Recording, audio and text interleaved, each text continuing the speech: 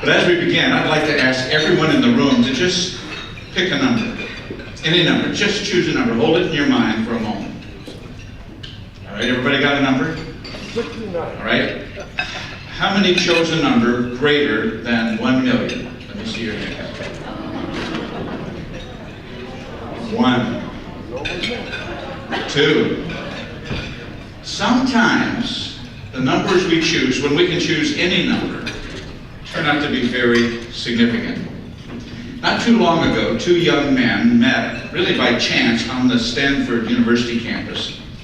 Larry Page was 22, Sergey Brin was 21. They clicked immediately, became fast friends, and 2 years into that friendship, those young students chose a number. The number they chose was 1, followed by 19 zeros. Do you know what that number is called, 1 followed by 19 zeros?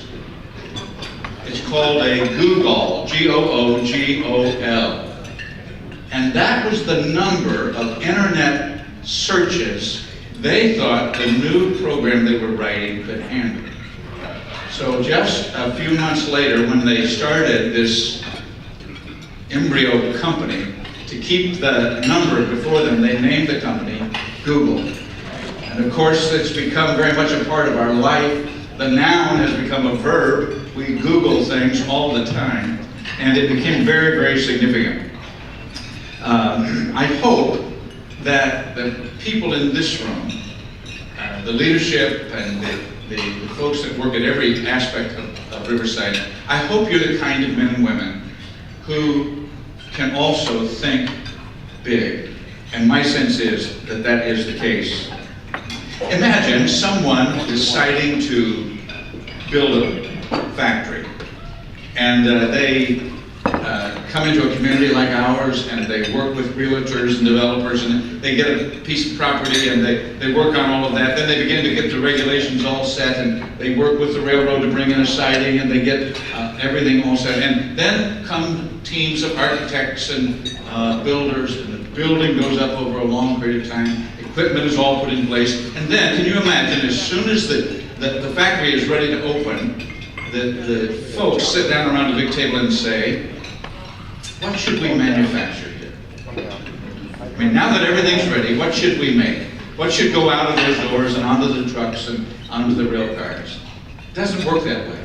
It would be like people deciding to start a pro sports team. And they get a contract and they get a stadium built and all of that. And then they just sit down and say, wonder what sport we should play. What I'm saying is this: you don't start with a work and then move to mission. You start with a mission, you start with a job, you start with an idea, and then you shape the organization, and you enlist the right people, and you pull that together in the sense of moving toward a desired outcome. Pick a number, any number. Once that number is chosen, for example, for those guys at Stanford, it wasn't just a number, it was a dream, and they began to move towards that. A problem, however, comes once in a while when we join a work already in progress, without having been there when the dream was birthed or the initial process began, and we step into an organization. It's been going on for a while, and we're given a certain job to do, and sometimes we think that just kind of doing that job or kind of keeping the organization going is what this is all about. If you'd have been hired on in the building of the factory, you might think the whole enterprise is about building the factory. No, that's a means to an end. So I think Riverside, particularly this year, has had a great opportunity to push the pause button and take all of us, employees and community folks as well, all of us back 50 years, right, to a moment when somebody had an idea. A big idea. An idea to start Riverside Hospital to provide a new level of care and service to our community. And that idea caught on. And community people, Jim Schneider, others began to bring together the resources, and the buildings were planned and people were brought together. And that 50th anniversary moment gives a chance to look back, but then also to kind of look forward. And it reminds us that wherever your job is, whatever your job is, wherever you find yourself in the midst of that organization, you are part of a big dream. You're part of a big organization. You're part of a group that makes a huge difference 24/7, 365. There's not a moment in the life of our community when Riverside isn't making a difference. Pick a number. That's a big number. So I want to congratulate you. I looked over the program and to see the list of folks, 5, 10, 20, 25, 40, 45, that's phenomenal. Phil and I were talking about how important it is in the life of an organization for some people to come and find their place and really make that their life's work. There's quality of service that comes over time. Now we need others who come with fresh ideas and right out of school and all of that. It all works together. But the people in this room are really the folks that have carried a load in a very special way. So I congratulate you. The Riverside story is really remarkable. Now, when you think about Riverside being in business for 50 years, we kind of take that for granted. But think how many organizations, even in our own community, that were here 50 years ago, that are not here today. I haven't lived in Kankakee County for 50 years, but I've been around for quite a while. And these were just some names that came to me.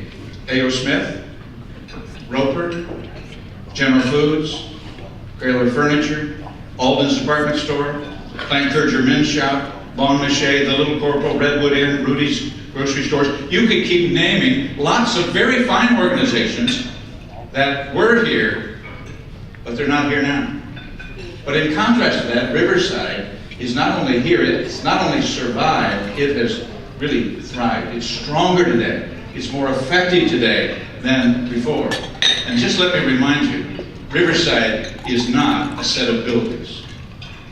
We have great facilities with Riverside at every location, but it really isn't the building that embody that part of Riverside. It's you. You look in the mirror, you see Riverside. My wife and I have a little summer cottage up in southwest Michigan, and we've had it probably 20 years or more now.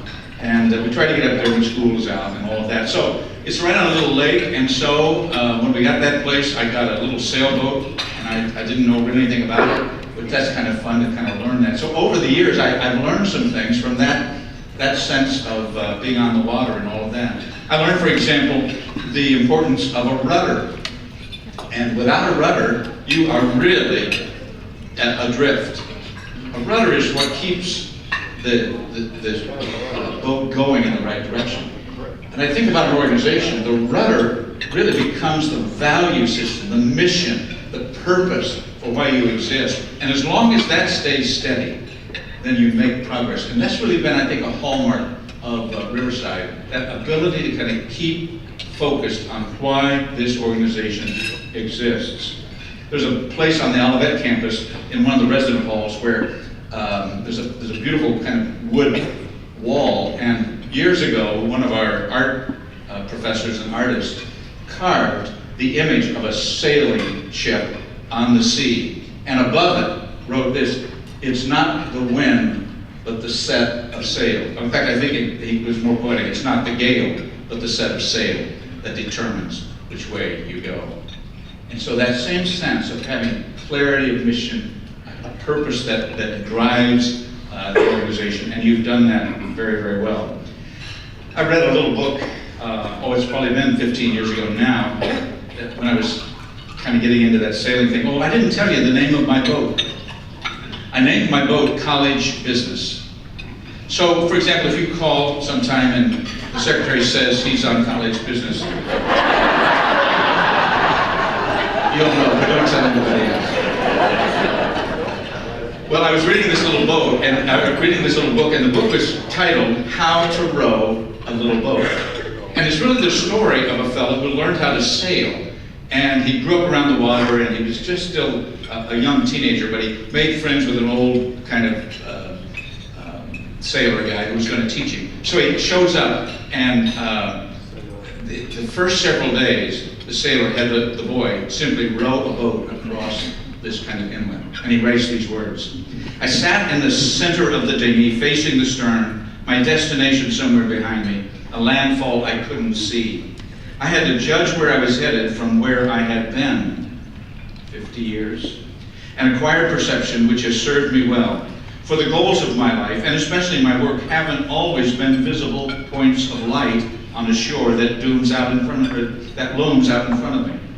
They are fixed in my imagination, shrouded, sometimes indistinct, and I detect them best when my eyes are closed. All too often I'm forced to move toward them backward, like a boy in a rowboat, guiding myself by a cultivated inner sense of direction which tells me I'm on course, tending toward the place I want to go. And so in time, the rowboat and I became one and the same. Like an archer and his bow, or the artist and his paint. What I learned wasn't mastery of the elements, it was mastery of myself. First you have to row the little boat, is the name of the book. And again, it has that sense of an organization that comes together with all of the diversity, the backgrounds, the different jobs, the different training, but what unites you is that sense of direction. And sometimes it's very visible, but other times it's just in an intuitive sense. This is the Riverside way. This is how we do things. This is the expectation. And again, that's embodied in people. Values help control and foster that. I read a book probably a year ago now, written by a fellow named Brennan Manning, and he tells a fascinating story. He says he was in graduate school and the prof was lecturing away and then began to talk about his own life a little bit. And the prof told the class that he had been raised in a family of 13 children. And he said when he was a little boy, he was home and playing in the yard, and he came kind of running into the house and headed into the kitchen, but he realized his father had come home from work and was seated at the kitchen table with a neighbor. So the little boy stopped outside the kitchen. He was close enough to hear, but not close enough to be seen. So as he's listening, the neighbor says to his father, "Joe, I have a question for you. Now, we've been friends a long time, and maybe I shouldn't ask you, but I've always wondered about this, and if you don't want to answer, it's okay, but you have 13 children, and I just wonder, do you have a favorite of all those children?" Well, the little boy who's standing in the shadows just, leans in, hoping that he'll hear his father call his name. So the professor then says, his father thinks a moment and says, "Well, really, I do have a favorite. My favorite is probably Peter. He's the oldest. He's gone now. He's living, in fact, on his own. And I'm just proud of him. He seems to have everything just what it should be. And I love Peter." But, now that I think about it, I think Marie, who's the oldest girl, apple of her dad's heart. I think about Marie. Her engagement just broke, and she's a bit brokenhearted. I love her. But, when I think about it, I think about Timmy, who's really the youngest one, and he's at that awkward stage. Kids make fun of him. I just think he's terrific. Of course, there's Robert, and the little guy stood there as his father named all 13 children, one by one. Everyone was the father's favorite when it came to mind. There is a sense in which every one of you is Riverside. In a moment when Phil Cambick is not there, or any of the vice presidents, you become the embodiment of Riverside. And you say, "Well, I don't think about it that way." That's really true. And we are a family in that sense. And all of us work together, and every job we do is very, very important. It just illustrates the value of every single individual. So the most important employee at Riverside is you. It's you. It really is. So your work is more than a job. And there's value in just simply having a job, but how much better to have a position, a job, where you make a kind of difference that you do at Riverside. Becky mentioned it was part of the prayer today about all of those cumulative hours that are represented in this room, and the long multiplication and ripple of influence that's there. So I would say to you tonight, pick a number, a big number. Think of your work, not just in terms of what you do, but how it's done and the impact of that. The last 50 years at Riverside have been terrific, but my sense is the whole organization is poised for a greater impact in the next 50 years. The cross currents now that are sweeping through healthcare and society in general, you're going to need that ability, that inner sense of compass that you learn just by doing your work well year after year. I'm not a part of Riverside. I don't work in Riverside. I'm no longer on the Riverside board. But I'm just a member of this community who values what you do. And I know up and down every street in every community in our county and beyond, there are people just like me who feel very fortunate to be in a community that have an organization such as Riverside. I'm very fortunate that you're a part of that. So I wish you the best. I congratulate all of you on this record of achievement tonight, and we wish you very, very well. Thanks, everyone.